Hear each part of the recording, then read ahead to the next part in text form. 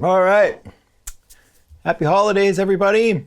Post-Christmas and whatever you're celebrating this time of year, I hope you all are having a great time. And I just want to take a little break from the festivities to talk about my new Christmas present that came early. So I did get an M1 MacBook Pro about a month ago, putting it to good use, and it is a beautiful machine. So I want to talk about my experience with it, show you a couple little tests that are not very scientific at all. So let's just talk about my first impressions of the machine. And of course, the elephant in the room is the notch. It isn't a notch in the existing portion of the screen. So I've got a 2016 MacBook Pro right here, and you can see that the screen is actually bigger on the new machine. So it actually has extended the top row up into the notch. So it's extra screen real estate that you're getting, not less because of the notch. So that's something that you really should keep in mind. And of course you can do a black background and you won't even notice the notch.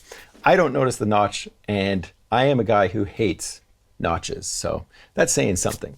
I of course have it hooked up to my TV, and I've got a video on the TV. I'll put a link in the description.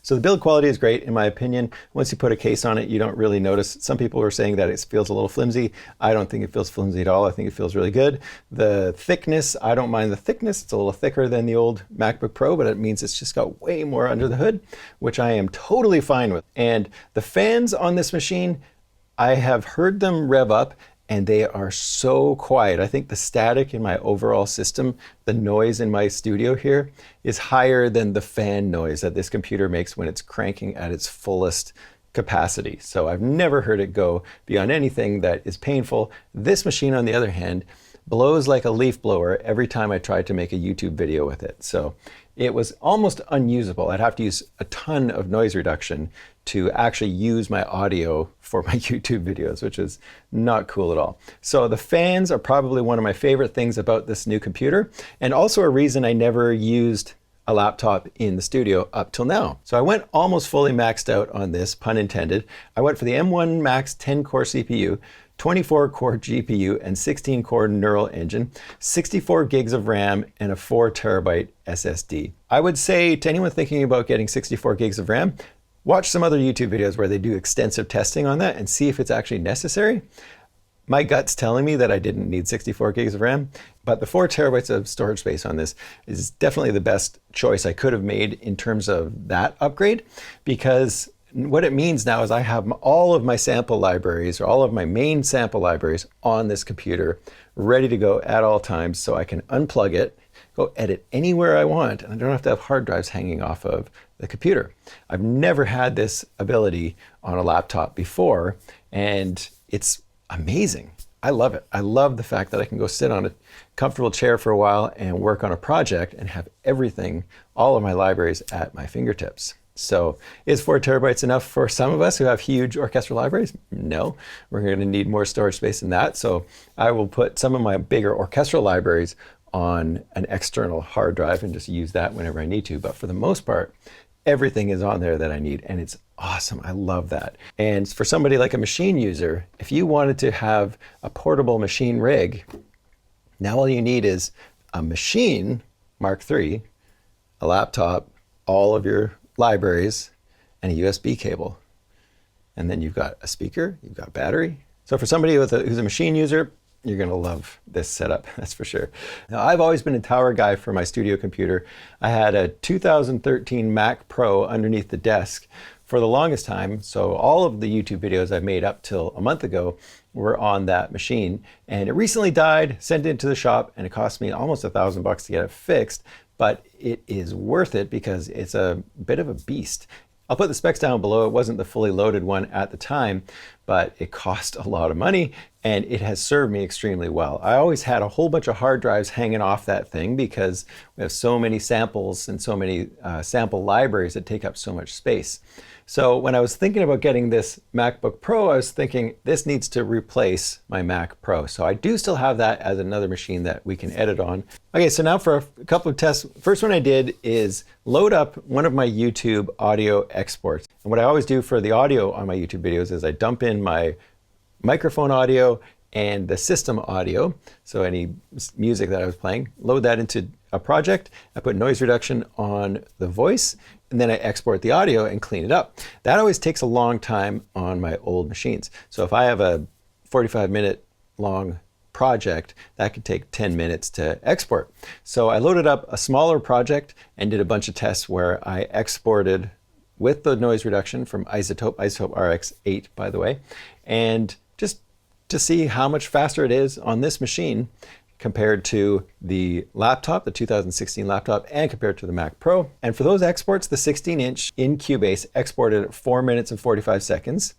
The Mac Pro on Cubase exported at 6 minutes and 13 seconds. So not a huge difference from the Mac Pro to the 16-inch computer. I was hoping to see that go a lot faster. And then on the 15-inch MacBook Pro, it was 6 minutes and 16 seconds. So actually that was the longest one out of all the tests. So even though the computer is 4 years newer than my Mac Pro, it's still lagged behind in terms of performance against the tower. Then I thought, why don't I run this in Studio One? I don't have Studio One. I have a friend who swears by it, and we want to do a little comparison video with it. And Studio One is M1 native. So I thought, you know what, this would be a great test to see if a piece of software is M1 native, how much faster is it than a program like Cubase that is not M1 native yet? And Studio One kind of blew me away. It was 2 minutes and 40 seconds. So almost half the time of the Cubase export with the exact same plugins. And it was 3 times faster than the Mac Pro running Cubase doing the same export. So we're talking about a pretty significant difference there, just with a couple of processor intensive plugins. And hopefully once Cubase gets M1 support, we'll see that number go down as well. But if we don't, you know, then I might have to start looking at Studio One for some stuff like this if things are time sensitive. Really impressed with the results of the Studio One test. Punching in another little test here a day after I filmed the video, because I wanted to see how Maschine would perform on the new M1 Max and compare that to the 2016. So what I've got here is a project that has 14 groups or 14 tracks of Massive X. And I just kept going, layering instrument after instrument. So I'll show you what happens when we try to play this project back on the 2016. I don't have the audio hooked up, but just have a listen. I'm sure you'll be able to hear. Sounds delightful. And that is at a 32 buffer setting. So the CPU is pinned on this project. It's just not working at all. And in order for me to get this project to work, I have to take it up to about 128 as the buffer setting. So even 128 is not a buffer setting I have to stay at. But the greatest part about these new computers is you can stay at a really low buffer setting for the first time. For decades, we've been used to cranking up the latency to compensate for a computer that is just not powerful enough. Okay, so now we are on the M1 Pro Max, and this thing is set at 32 as a buffer size. And I'm also screen capturing right now. So if this thing can play back, it's just like I am laughing.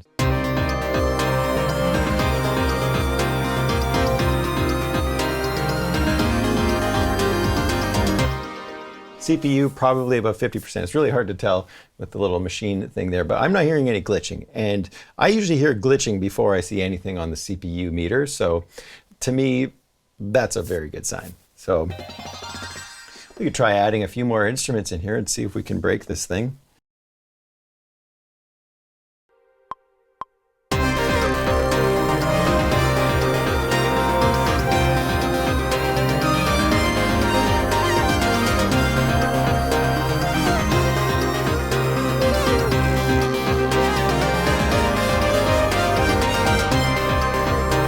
Anybody who's had horsepower problems with their Maschine setup in the past is now going to be loving this new setup. On to the next one. So now I'll show you a couple of tests that I did with a project. I loaded up a bunch of patches from Omnisphere, and I used this new library called Unclean Maschine. I've got a video on Unclean Maschine, and the sounds on this extension are amazing. But it is a little tougher on the processor. I noticed that on my Mac Pro when I was working on it. So here's the little song idea.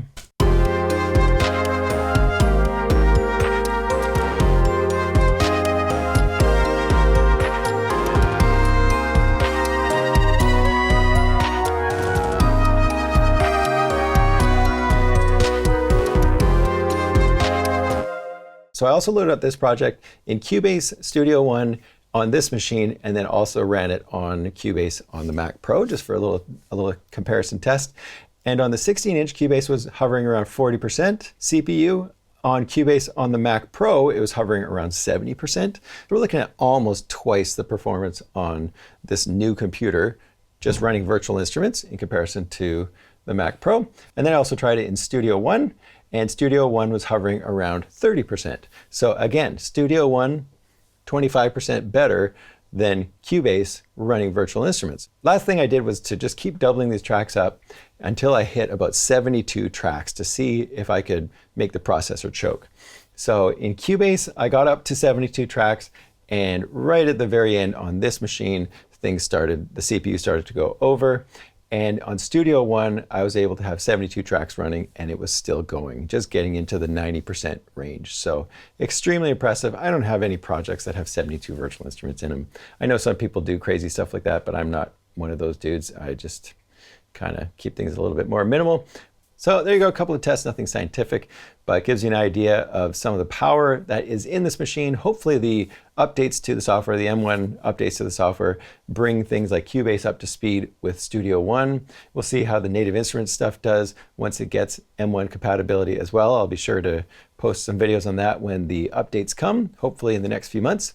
And if you're thinking about using a laptop as your main studio machine, I can't recommend it enough. It's going to work perfectly in my system. It just integrates nicely and is obviously going to be a great machine for the next few years for me. So if you're new here, hit the subscribe button and the bell. Thanks for watching, and we'll see you in the next video.